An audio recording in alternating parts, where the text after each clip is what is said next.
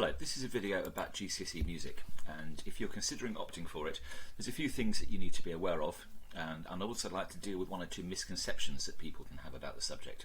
To start off with, the course is split into three areas of performing, composing and listening, and you can see there what the weightings are. It is predominantly a practical subject. 60% of it is practical. Performing. You need to do 2 performances by the end of year 11.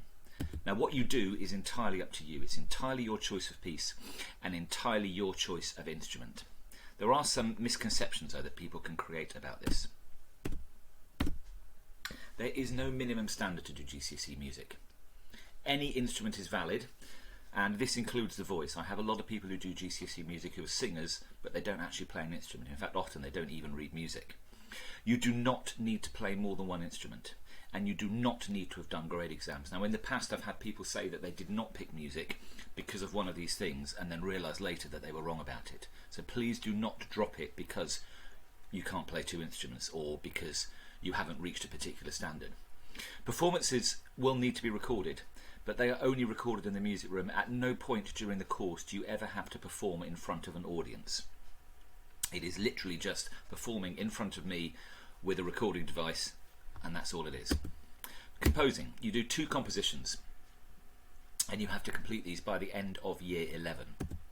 They can be whatever you want, in any style, any combination of instruments. I will give you lots of advice about structures and about templates and starting points, but ultimately it's up to you what you do.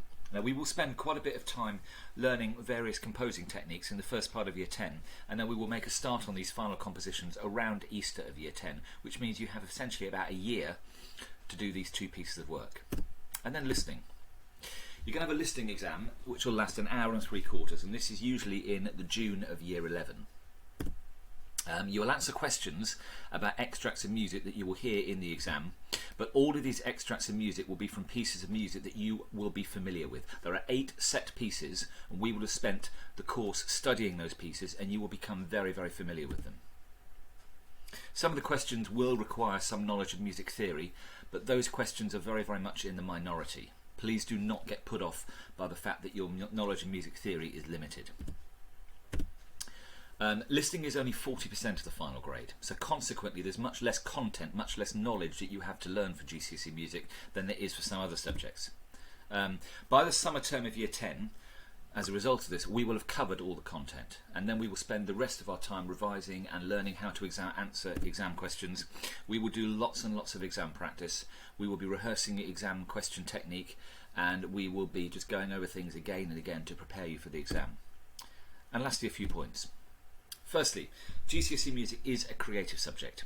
It is therefore more relaxed than some subjects are able to be, and generally speaking, when people do GCSE music, they enjoy it. They find it's a relaxing subject and perhaps a bit of a break from the more intensive academic things in other subjects. However, it's not an easy option. Please don't think it's just 2 years of playing the keyboard. You will have to work hard, you will have to work steadily, and you will have to be resilient, including when times perhaps are getting a bit difficult, when it's not as easy as you want it to be. You've just got to keep pushing on and keep going. And if you can do that, you'll be fine.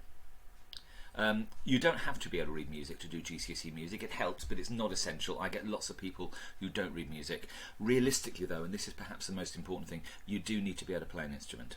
Or if you can't play an instrument, you need to be determined enough to learn to play an instrument and to work hard at it. Or, as I said, you need to be able to sing.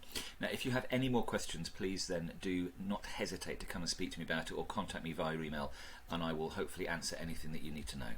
Thank you for listening.